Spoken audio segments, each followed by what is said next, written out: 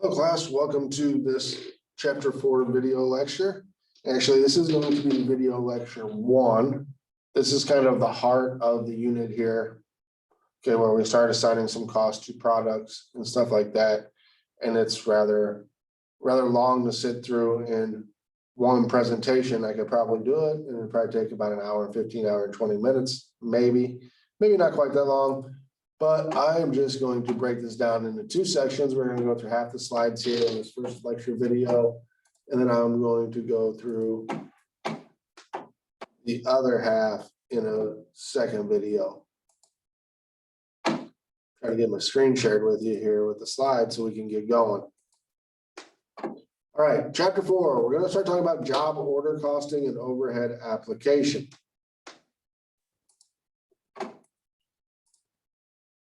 Okay, so what we're talking about here is we are now a manufacturing firm and we are going to be producing some stuff and we need to assign the costs to it, okay? All of the product costs. Remember, that is direct materials, direct labor, and manufacturing overhead.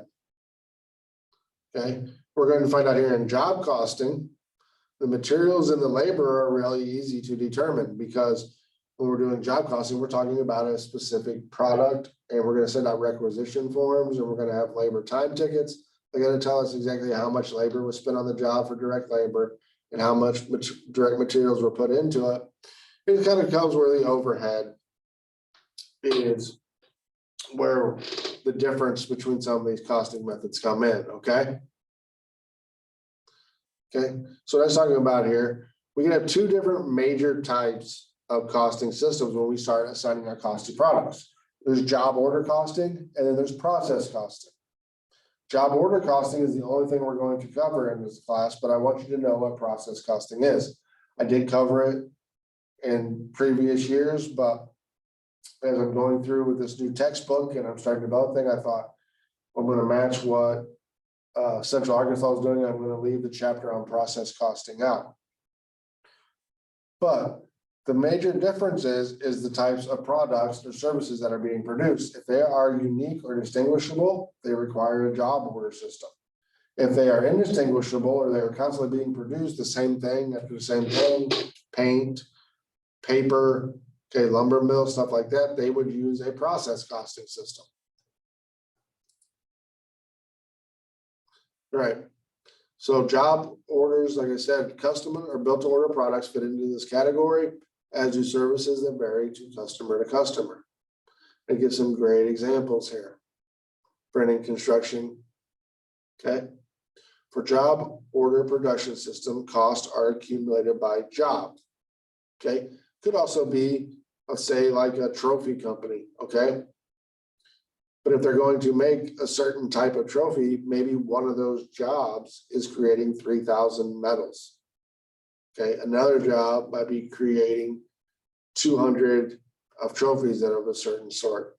Okay, but they're unique, they're different from each other. It doesn't have to be where you're making one at a time. You could be making large batches, and that could just set what constitutes a job. Okay, it's a distinct unit or a set of units. The job order costing system. Process costing, large quantities of similar products, indistinguishable, food, cement, pharmaceuticals, chemicals, stuff like that. We're constantly putting it out. There, it's kind of a little bit different system. We're not even going to get into it. I just want you to know what process costing would cover. Okay, in job order costing, the total here is always to get the unit cost. So we are going to find a total job cost and divide it by our output. In process costing, there would be 3 or 4 different processes that the product would go through, and you would add up all the costs from all the different processes to get the unit cost.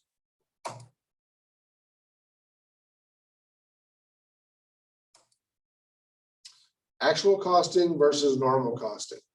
Okay, so actual costing, we are going to use the real information. We're going to use the real manufacturing overhead numbers. The problem with that is that sometimes that information is not readily available. We're talking about overhead, and so we get your utility bills, your electricity bills, your water bills.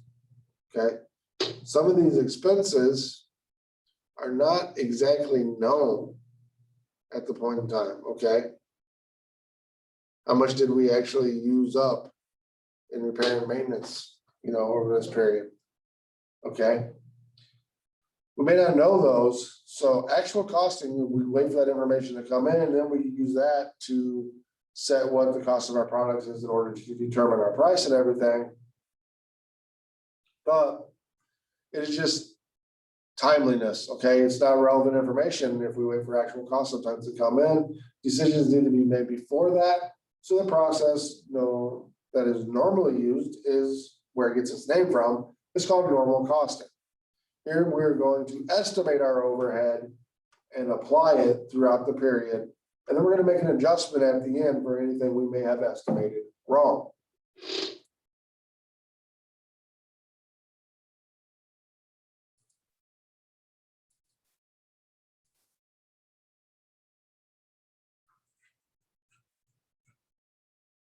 There's just some more information here, kind of what I just said. You flip through the slides again if you need to.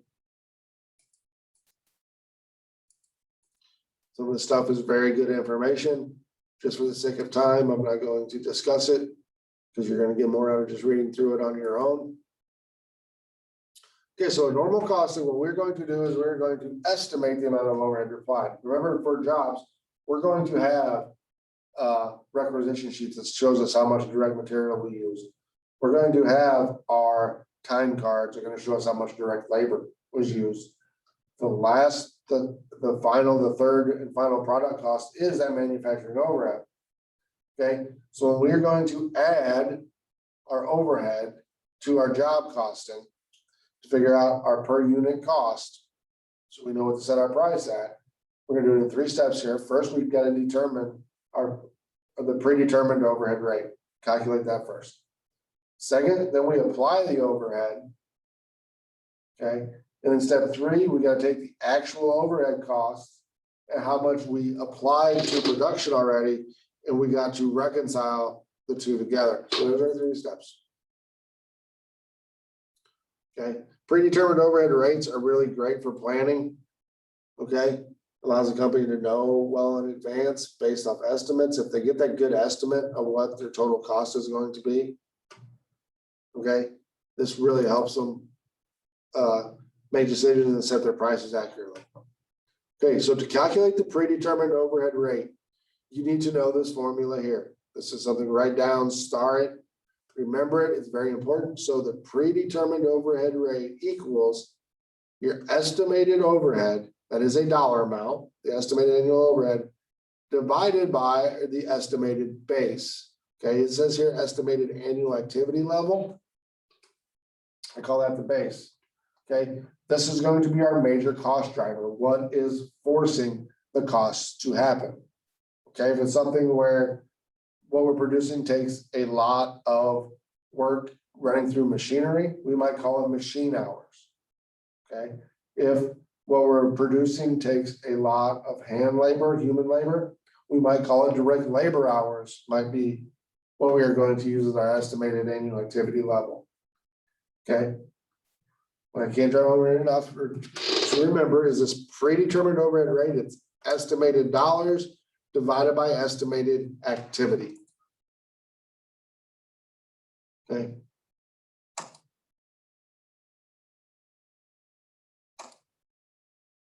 The second step here is we have to apply this overhead rate.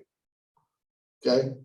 So when we go to apply this overhead, that means we're going to actually put it onto our job cost sheet, which we're going to talk about in a little bit. And we're going to say, this is how much it costs to make this product.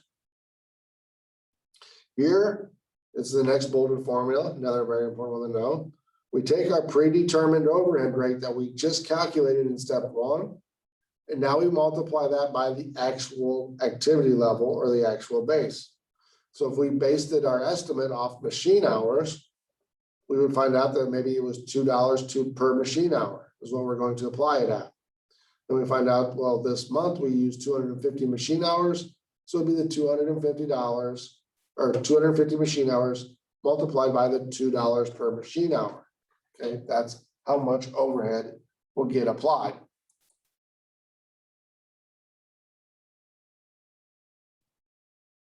Okay. And again, just to stress, that's how we get our normal product cost. It's the actual direct materials coming from our requisition forms, the direct labor coming from our timesheets, plus our applied overhead. So here's exercise 4.1, how to calculate the predetermined overhead rate. So we have our estimates here. Of overhead, we estimate we're going to have $360,000 worth of overhead and $720,000 in direct labor costs. Sounds like it's pretty labor intensive jobs, huh? They use normal costing and apply overhead on the basis of direct labor cost. Okay, for the month of February, the direct labor cost was $56,000. Step 1, calculate the predetermined overhead rate for the year. Okay, so our overhead was $360,000. $720,000 was how much our direct labor. So I'm looking at that and I can tell right off the top of my head, that's basically it's double. Okay, we expect to pay double the amount of labor in the overhead. But to determine our rate, we divide them, we'll find out, and what you see there is we need to apply overhead, okay, for every dollar spent on labor at 50 cents overhead, okay, or 50% of every direct labor hour. Okay, I hope you guys can see where that's coming from. Okay. So then when we get to number 2, how much are we going to apply to production? Well, 50% of however much the direct labor costs for that month is how much overhead gets applied. The actual labor cost for that month was $56,000. So our applied overhead is $56,000 times 50% or 0.5, $28,000. Okay. So we applied that $28,000. So what if a couple months go by and we're getting ready to close out our books and we've gotten information in now? Okay. And then we have, so we get our actual overhead costs that are tracked throughout the year in this overhead account. When we get to the journal entries, you'll see how this all plays out. Okay. When we apply that overhead, that was all based off estimates. Okay. Estimated dollar amounts. Our actual cost, what we spend on the light bill, what we spend on insurance and all that stuff, right? We're paying out, we're putting into an actual overhead account. We have that applied overhead account for everything that we estimated. They are never ever going to be the same.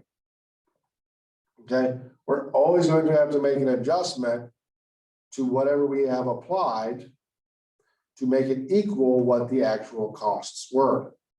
Okay, at the end of each reporting period, when we make that adjustment, it's going to be adjusted into cost of goods sold. Okay, it says here it's called a variance. So let's just go through these. If actual overhead is $400,000 for the year, but $390,000 was applied. So applied to that was by doing our estimates. We would say the variance is under applied overhead by $10,000. So the actual cost for 400, we applied less. Okay. So we under applied our overhead. In order to make it up, if we under applied, when we make an adjustment, this adjustment is always going to be made to cost of goods sold. So if we did not put enough overhead into our cost, we need to add more cost to it. It is going to increase our cost of goods sold, lower our gross profit.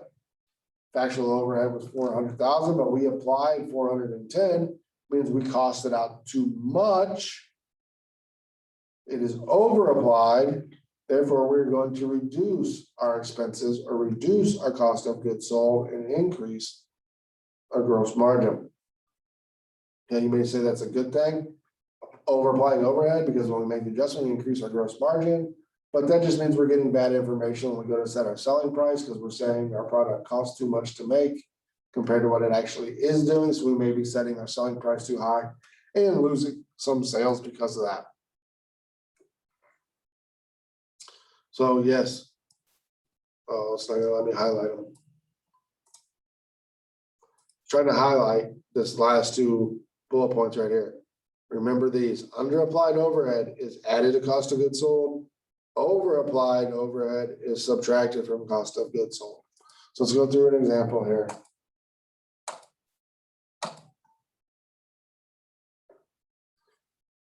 So remember that our overhead rate was 50% of direct labor costs.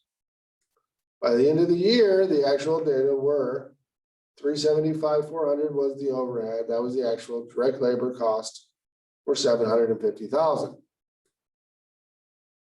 How much overhead did we actually apply? Oh, and it gives us our cost of goods sold here. So how much overhead would we have actually applied here? Remember, if our predetermined rate was 50%, we would have applied 50% of our direct labor.